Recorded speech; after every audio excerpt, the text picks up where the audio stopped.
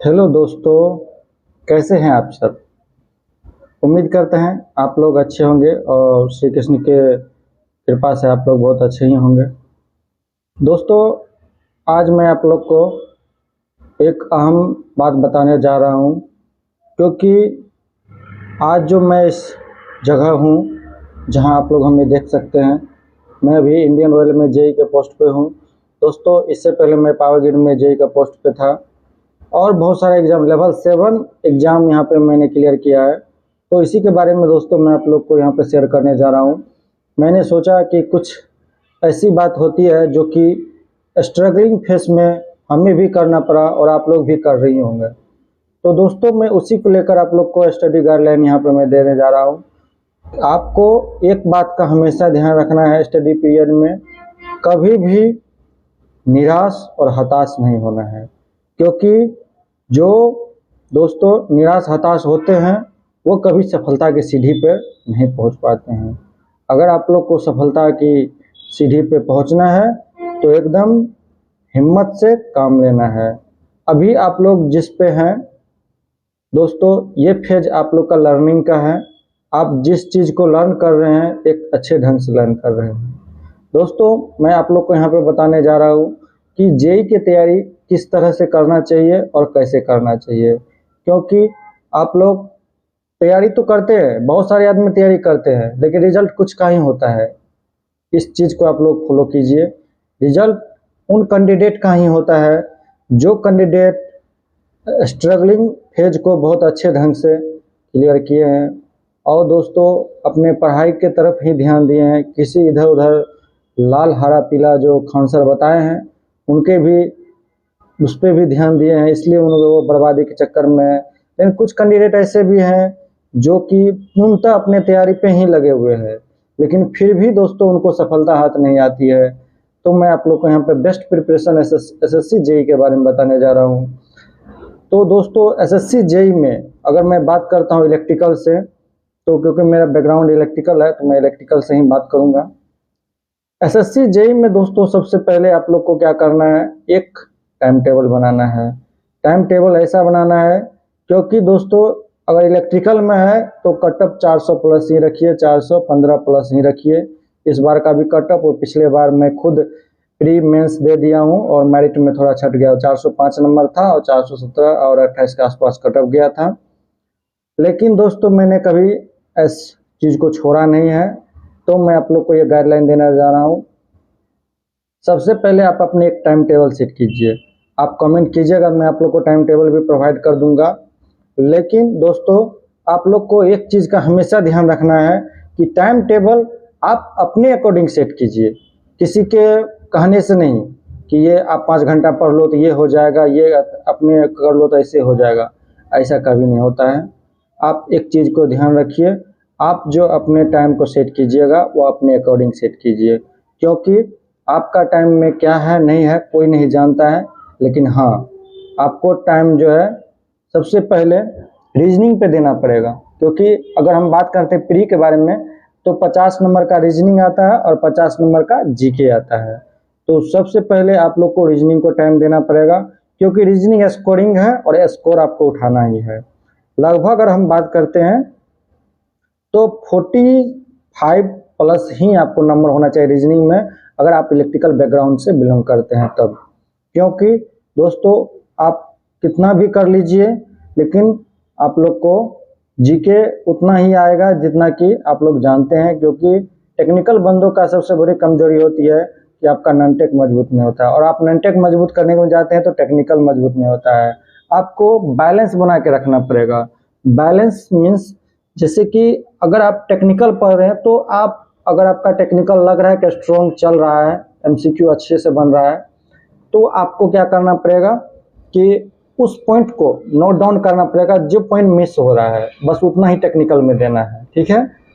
Non tech में है क्या कि महासागर है, इसमें आप लोग स्कोर तो कर सकते हैं लेकिन एक सुचारू ढंग से आपको स्कोर करना पड़ेगा। क्योंकि आप लोग एक चीज़ का ध्यान रखिए, अगर आप रूटीन में रीजनिंग को मेंशन करते हैं तो रीजनिंग में हमें 45 चाहिए, इस बात का आप लोग ध्यान रखिए, क्योंकि 45 से नीचे आप लोग को नहीं चलेगा, इस चीज़ को ध्यान रखिए। उसके बाद दोस्तों आप लोग अगर जीके के बारे में बात करते हैं तो अरिहंत का मैं आप लोग को बुक का भी गाइडलाइन करूंगा। अरिहंत का एक बुक आता है जो कि सिर्फ एसएससी स्पेशल नहीं होता है, और दोस्तों आप लोग पिनाकल भी ले सकते हैं। ये जीके का बेस्ट बुक है और आपको इसको थोड़ा आउट रिविजन कर लेना है, क्योंकि जीके में आप कितना भी क्वेश्चन बनाइए आपको 25 प्लस ही स्कोर करना है अगर इलेक्ट्रिकल बैकग्राउंड से बिलोंग करते हैं। 25 और 30 के ऊपर हैं तो ही आप सेफ में स्कोर में जाइएगा, आगे मेरिट में जाइएगा, नहीं तो कोई गारंटी नहीं है कि आपको प्री क्लियर होगा। अब दोस्तों अगर हम बात करते हैं जीके में आपको बुक फॉलो करना है अरिहंत का और पिनाकल का, और रीजनिंग के लिए आपको बुक फॉलो करना है। लेकिन उससे पहले आपको अगर कोर्स क्लियर नहीं है तो पीयूष सर का जो क्लास आता है जो कि करियर भी लैब पे पढ़ा हुआ है या कहीं पे आप देख सकते हैं, पीयूष सर का, पीयूष वैष्णवी करके सर हैं, उनका क्लास आप देख सकते हैं रीजनिंग के लिए। ये दोनों सफिशिएंट है और इससे दोस्तों हमको नंबर जो है 70 प्लस यहाँ पे अटेम्प्ट कर मतलब कि कर लेना है, क्योंकि अगर हम बात करते हैं जीके और रीजनिंग 100 नंबर का होता है तो हमको 70 प्लस चाहिए। 75 प्लस भी है तो बहुत अच्छी बात है, ठीक है।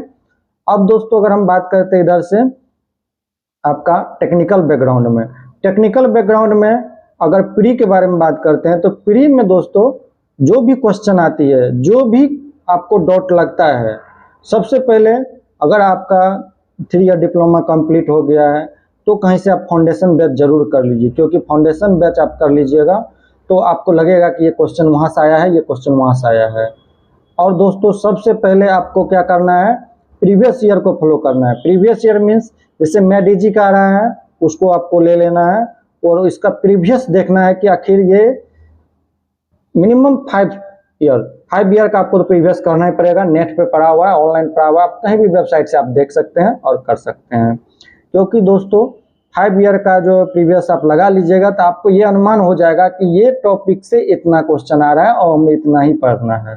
क्योंकि प्री के लिए ज़्यादा हार्ड फार्ड कुछ नहीं पढ़ना है, क्योंकि हाँ, लेकिन एक चीज़ का ध्यान रखिए, यहाँ पे आप लोग को प्री में ज़्यादा से ज़्यादा स्कोर करना है। 80 प्लस स्कोर हो सकता है तो कर लीजिए, लेकिन हमें 75 से ऊपर चाहिए, तब 140 बनेगी, 70 140, तब आपके यहाँ पे जो है प्री में रिजल्ट होगा। इलेक्ट्रिकल वाले के लिए मैं सबसे ज़्यादा यहाँ पे प्रीफर करना चाह रहा हूँ, क्योंकि मेरा खुद बैकग्राउंड इलेक्ट्रिकल है, मैंने 2-3 बार SSC जे दिया है, प्री मेंस सब हुआ है। लेकिन दोस्तों फाइनल मेरिट में भी एक बार मैंने थोड़ा कुछ नंबर से छट गया है, फिर से मैं तैयारी कर रहा हूँ, अगर होगा तो SSC भी निकल सकता है। लेकिन जो मैंने गलती किया है वो आप लोग को नहीं करने देंगे, उस चीज़ को आप लोग ध्यान रखिए।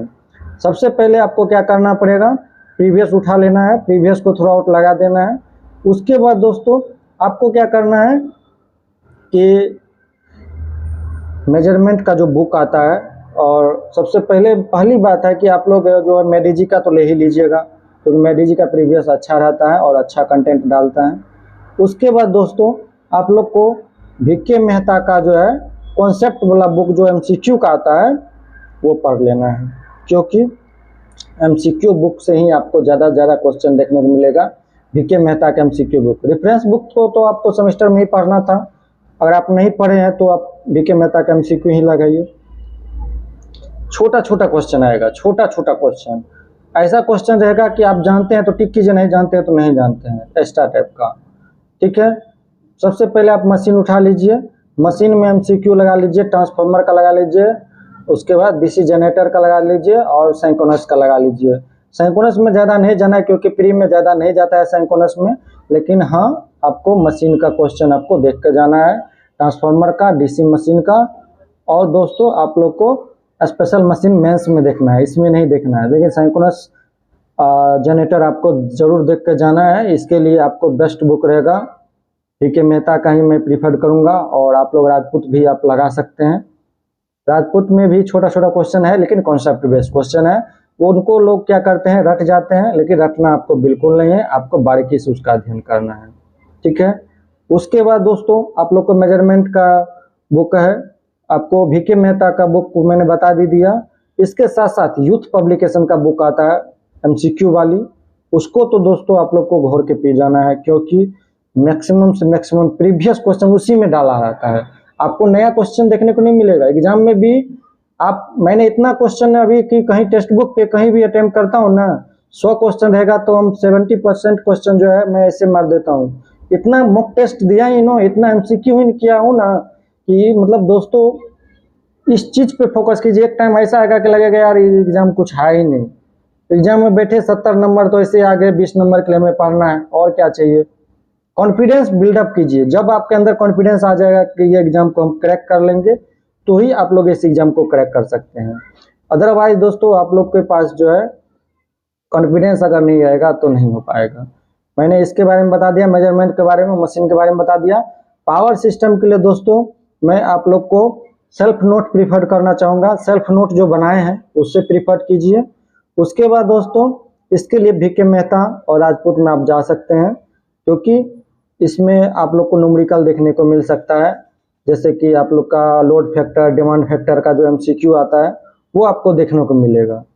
तो ये मेन कोर ब्रांच में ही आपको फोकस करना है, मशीन, पावर सिस्टम, मेजरमेंट, और दोस्तों आप लोग को ज़्यादा प्रीफर करना पड़ेगा इलेक्ट्रॉनिक्स को, क्योंकि इलेक्ट्रॉनिक्स इस बार जो आया है गेम चेंजर साबित हुआ है।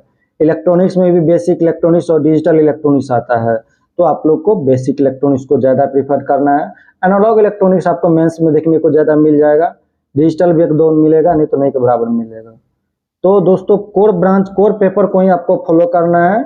और एक चीज़ को हमेशा ध्यान रखिए दोस्तों, आप स्ट्रगलिंग फेज में सबसे पहले आप एमसीक्यू लगाइए। एमसीक्यू को देखिए कि हम किस स्तर तक लगा सकते हैं।